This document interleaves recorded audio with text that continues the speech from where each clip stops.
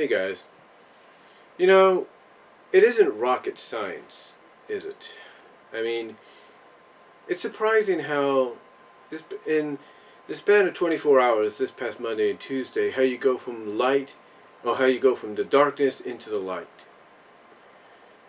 Now, a lot of people are reporting through WrestleVotes, through places like WrestleVotes and a few others, that Monday Night Raw was a result of it being a Vince McMahon show. Everything that happened went through him. So if he didn't like something, he had to change it up to his liking. Or he changed it up himself, I guess. I'm not really sure. The other problem being as though they don't have star power right now because the main star they have right now is out with an injury. And if he comes back, he's going to be limited to only to having his match with Baron Corbin be turned into a six-man tag with the same stipulation. Although that's what we're hearing, but it sounds like they're trying to make it sound worse than it is so that we're surprised or something. I don't know. But when I talk about it being like day and night, well, night and day I should say, everybody talks about how Smackdown was way better, its ratings went way up, and because of what happened on Raw, Raw's ratings went straight down to 2.3 million viewers. Well, if that was in the third hour or something. But according to WrestleMania, it averaged out to 2.38 million.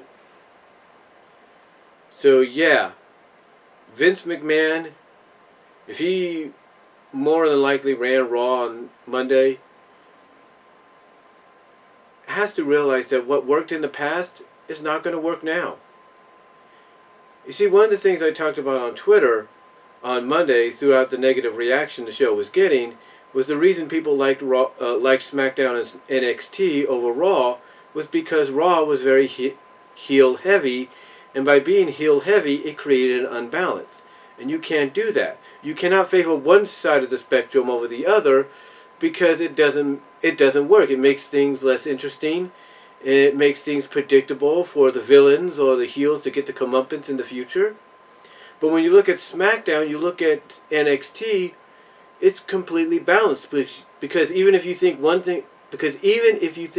it's going to go one way, it goes the other. So people enjoy that kind of unpredictability, even if they do read spoilers or live results as they happen. But you know what really got to me, folks? You know what really got to me, and this is something that I didn't really think about until I was doing a video yesterday, or at least trying to do one, before the memory ran out on the card according to my phone. But I noticed, but the one thing I pointed out, or realized when I was doing that video, was what we're getting here with Raw being heel heavy and heel dominated, and the fact that we're getting more heel authority figures, and people associating themselves with these heel authorities. You know what we're getting?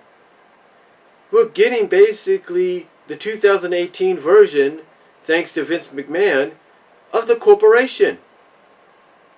Yeah, that's what we're getting. And back in 2013, people pretty much figured that's what was happening when the Authority became the heel faction that it did, and it got people like Kane and made him Corporate Kane, got Seth Rollins, they had Randy Orton. It was mainly all because of the fact, heck, they even had Batista. It was all because of the fact that a lot of us back then kind of figured out that they were trying to rehash the corporation storyline for a new generation, and at the helm of this entire Authority storyline with Vince McMahon as the head honcho, just like he was with the corporation. And when you think about it, that's exactly what's happening here. I mean, sure, they may go away from it for a bit, but it always comes back when they pretty much feel they have nothing else to turn to. This is why fans are upset, because they already see what's happening. I mean, here's one of the cons about people having the WWE Network. they could pretty much see the past. They could see the storyline played out on Monday Night Raw. They could see a similar one played out with the NWO on Nitro. They see what's going to happen, and pretty much they don't want it. They want difference. They want change. And it's easy to do. Alex Delexman, if you will, said it best in his Smackdown Review podcast live stream. WWE, take notes. What you saw on SmackDown, what you see in NXT, it's not that hard. And pretty much here's why it's not that hard to do. Yeah, you have authority figures on SmackDown, but they only show up on camera when they need to be. When they need to be. They don't get involved. They're not portrayed by people that can get back in the ring and compete, or can compete. You know, it makes things more enjoyable and tolerable. You know, NXT has William Regal as the general manager, but he doesn't show up unless he needs to. Impact Wrestling, they acknowledge management, but it's only when somebody comes out and acknowledges that they talk to management, or management wants to talk to somebody, or this is a ruling that management came down with. That's the only time we ever hear about them. The thing is what's going on here, and people complain about Hall of Famers and legends trying to relive the glory days, have that one last shot at greatness in that time in the spotlight. And the same could be said for Vince McMahon, especially when it comes to him trying to rehash the corporation storyline. Yeah, the corporation angle, when it was in the Attitude Era and going up against guys like Austin and Rock and Taker, before Taker joined them and made the corporate ministry, Big Show and all them, you know, as well as Mick Foley, Mankind, if you will. Yeah, it was intriguing because you didn't know. You didn't know whether or not the good guys would, these heels were going to get the comeuppance. They were going to get their just due, but the following week, or even later on in that same show, they would get their just due, or you would have some kind of balancing out. Here you don't. Here all you have is basically a corporation-like storyline being rehashed by Vince McMahon, where you have Baron Corbin basically changing the rules on the fly. I mean, it's like, to me, it's like, why don't they just have Baron Corbin and Alexa Bliss come out and say, hey, you don't want us to screw any of you over? Then you give us what we want. Baron Corbin, have him say, I want Brock Lesnar for the Universal Championship, and I want him tonight, and if he doesn't show, he forfeits, I become champion. You give him the power, you've given him the power to do that, then let him do it. It's simple as that.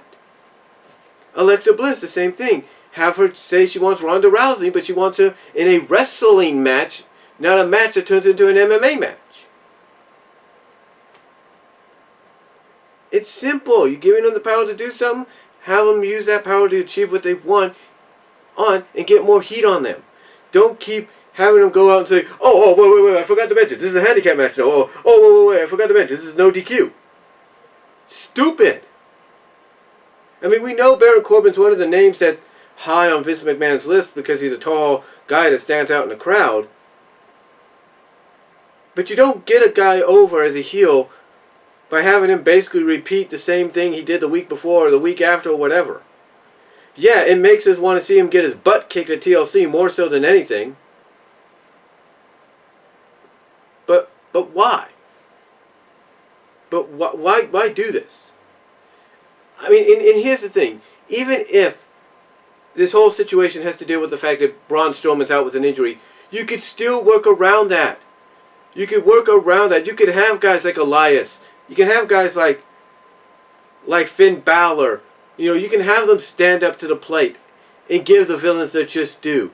Heck, you had Sasha and Bayley do that in that freaking open forum segment. The point is,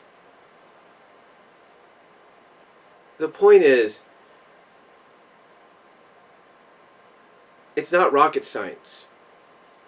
It's not. And for SmackDown, 24 hours later, to show how it's done, how you can achieve things the right way and build towards your pay-per-view, definitely puts Raw to shame. And you know what? It's not just the 3 hours and everything. Let's not go there. Because 3 hours can be enjoyable if done right. They are making it enjoyable. Smackdown is. NXT is making 3 hours of wrestling, even if they're on separate nights, enjoyable. Heck, you add 205 Live in there, and you're making about 4 hours of freaking wrestling more enjoyable than 3.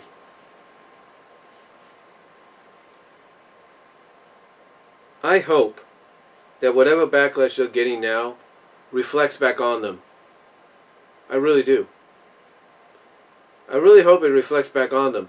Now, we could use any kind of excuse as to why they're doing this. Vince McMahon is upset that Fox wanted Raw instead of SmackDown. That's why he had Raw sweep SmackDown, and now he's making Raw suck because he's getting back at Fox and the fans for liking SmackDown over him. We could use any kind of adjective, any kind of excuse. It does not excuse for the poor piss quality that we got. And I think, to quote Deluxe Man, Alex, Vince McMahon, if this was a Vince McMahon show on Monday, should never be allowed to run Raw ever again. Just because the buck ends with you, as the old saying goes, it doesn't mean it should. It doesn't mean it should.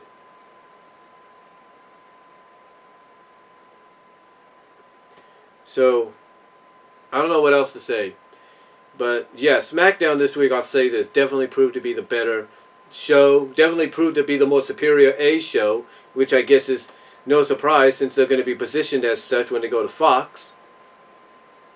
And be more sports-oriented in wrestling than, Raw is, which they're showing right now. There's no doubt they proved to be the better main show.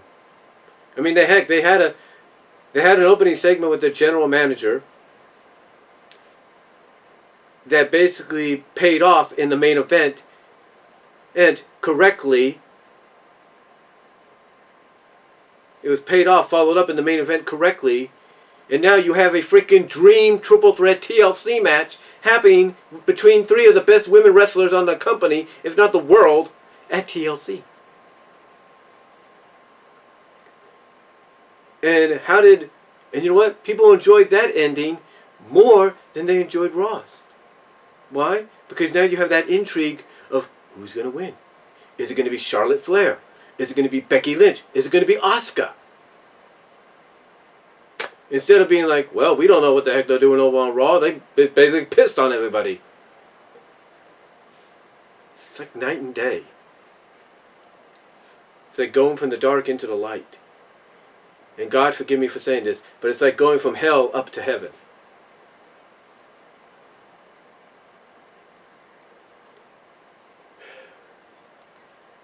Raw's got to do better. That's all I'm going to say. But yeah, when you think about it, I think everybody from Jason Solomon still sounds off, Aaron Rift, No DQ, Jeff Meacham, Deluxe Man, Chase Oliver, good mic work, Greg Morgan, Don Tony, Kevin Castle,